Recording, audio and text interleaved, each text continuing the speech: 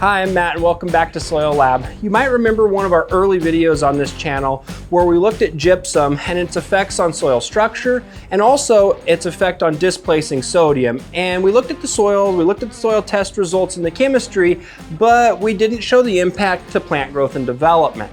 So we thought we'd follow that video up and look at the effect of salty soils, high sodium soils, on the growth and development in the garden using tomatoes and in the lawn using an 80-20 Kentucky blue perennial ryegrass mix. So what is it that we're looking at here and what is it that we're going to be assessing? Well, we're looking at a high sodium soil and a very high sodium soil. For you data geeks out there, we're about 35 parts per million, so just above the acceptable range of sodium in this soil, and we're more than tenfold the sodium at around 384 parts per million sodium in our very high sodium soil.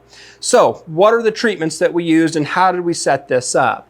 Well, we did untreated control and gypsum applications in both the garden with tomato and untreated control and gypsum applications in our turf. Now, the treatments are mirrored top and bottom. So how did we prepare the soil? We mixed the soil, added it, then we added the equivalent of 100 pounds per 1,000 square feet of gypsum incorporated into that top inch of soil. Then we've been watering as needed. We do have drain holes in the bottom of each of these so that those salts can leach out a bit. So you can see in our high sodium soil initially, we do see pretty equivalent growth, maybe a little better color and vigor in the gypsum treated, and similar results here. But we get into this very high 380 plus part per million sodium soil below, we see quite a bit more growth in our gypsum treated soils in both the garden with the tomatoes and with the turf. And what's happening there is that gypsum's displacing that sodium so that it can leach out, so that the sodium isn't competing with those plants for water uptake. We're really seeing the effect of that in this exceptionally high sodium soil on these tomatoes, and we're seeing that with the reduced density and vigor here in our turf as well. So one of the things we're seeing here is what I like to refer to as wet wilt. If I'm to touch this soil, if I were to pull a sample, there's plenty of moisture in there. You can see that by me touching it. But these plants, even though they're just little cotyledons or seed leaves, they're already starting to wilt. And we have to ask ourselves why that is. Well, that sodium that's in the soil is actually pulling on that water more strongly than that plant can pull. So even though there's adequate moisture in the soil, that plant can't access it. And that's one of the main reasons that we'd like to use gypsum to displace that sodium, leach it out of the soil, and allow these plants to access that moisture like these tomatoes are here. So here we are at the end of our gypsum study, and looking above ground in our high sodium soil, we don't see a ton of differences immediately, but if you look really close, what we've noticed through this study, and admittedly the untreated control has caught up a little bit recently, we've had a little bit better stem diameter over the 6 weeks that we've carried this study through. We did notice in this high sodium soil that we were still able to get good growth with both our gypsum treatment and our gypsum free treatment. When we look at the turf, we see pretty similar trends. There's still evidence of sodium in both treatments with a little bit of that tip burn that's pretty typical of our sodium toxicities. Where we really start to see differences though is in this exceptionally high sodium soil. Whether it was the untreated control or the gypsum treatment, we got very, very poor tomato growth and really good tomato death. You can see that the exceptionally high sodium soil doesn't even have plant life left in it. And even when treated with gypsum at 100 pounds per 1,000 square feet, we weren't able to keep those plants alive. Now, why is that? Well, it's a few different reasons or a couple of different interactions that are happening in our soil. The first is the direct sodium effect on water uptake for our tomato plants. That sodium, you can imagine, is pulling on that water more tightly than our plants can pull on that water. So even though this was in a moistened state, we saw what I term a wet wilt. There's plenty of water in the soil, but that plant's just not strong enough to pull on it. The other thing we get is direct toxicity of that sodium that causes stunted plant growth, and it's apparent in the turf grass here and apparent in the tomatoes earlier. You start to get tip burn around the edge of your leaves in addition to that stunted growth or no growth at all in this case. As we move over to the turf grass, we start to see some pretty interesting differences. We see that really apparent stunted growth. As we zoom in and look here, we can see that tip burn. And when we added the gypsum, we did see an enhanced growth, vigor, and cover. So If you have an exceptionally high sodium soil, can you reclaim it? For certain crops, that answer is yes. For our salt-sensitive crops, they're still going to struggle like we're seeing with that tomato. If you've got just slightly high sodium, it's above that optimal range on your soil test results, certainly we can overcome that with gypsum. And if we were to carry this through a growing season, we would likely see these tomatoes much more vigorous and this turf grass much more dense with better color as well. So if I'm looking at should I apply gypsum or not, I'm really going to look at my plant growth and development here and let that tell the story. If I'm just a little bit high in sodium, do I really need to apply the gypsum? Probably not. Now, that can be plant species dependent. Here in our slightly high sodium, really no benefit visually above ground of that gypsum application. But when we have exceptionally high sodium, that gypsum application can be quite important. Now, I want you to realize we used a single rate in 2 different species.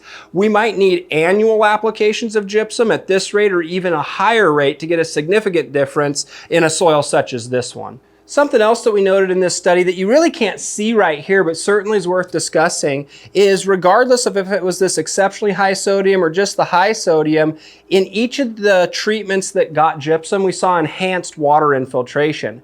Now you might think back a ways in our channel and remember our gypsum study when we showed flocculation, and that's when our soil particles come together. What we likely saw here was enhanced soil structure development that allowed for better water infiltration. Now that might not directly translate to better plant growth in every situation, but certainly getting that water into your soil more easily and to better depth is certainly going to be of a benefit in a native soil with unrestricted root growth. Now that we've looked above ground, what I'd like to do is dive below ground and see what the rooting mass looks like between these treatments as well. So for our first root wash, we're going to do that high sodium soil, and this is the untreated control. So this had no gypsum applied.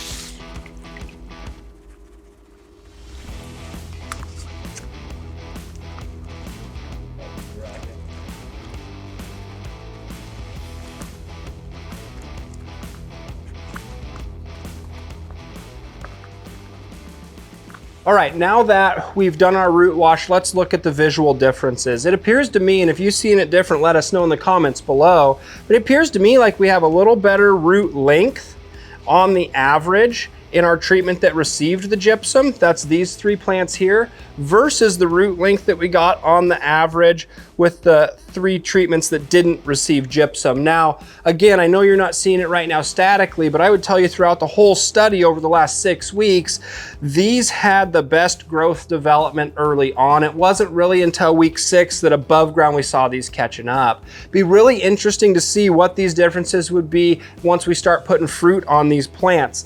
Certainly, when we have more roots, we have more absorption of water and those nutrients, which helps to feed our plant. So even though we're not seeing a ton of above ground difference right now, we are seeing, in my opinion, some below ground differences, but you be the judge if gypsum's the right call for you in your garden if you're slightly high in sodium. Well, what we have here is no root wash necessary. When we had this exceptionally high sodium levels, the untreated control, we really couldn't grow a plant. We had direct toxicity as well as that wet wilt that we've already discussed. We limped these 3 tomato plants along for quite a while until they couldn't take it any longer, even with that 100 pounds per 1,000 square feet of gypsum added. So if you're well in excess on your sodium, gypsum applications might not be enough as a one-time treatment. You might need to go to that higher rate or very frequent over time reclamation steps to help get this to the place where it could grow a tomato plant for you. So let's go ahead and put these aside and we'll jump into some turf grass.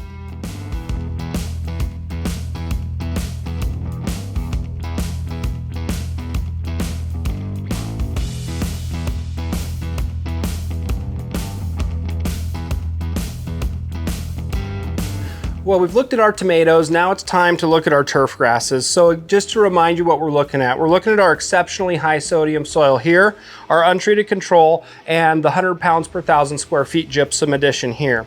This is our high sodium soil, so it was well above that acceptable or optimal range of sodium in the soil, and we added gypsum at 100 pounds per 1,000 here, and this was our untreated control. None of these got fertilizer, so we're really just seeing that inherent fertility effect and the effect of gypsum here as our isolated variable.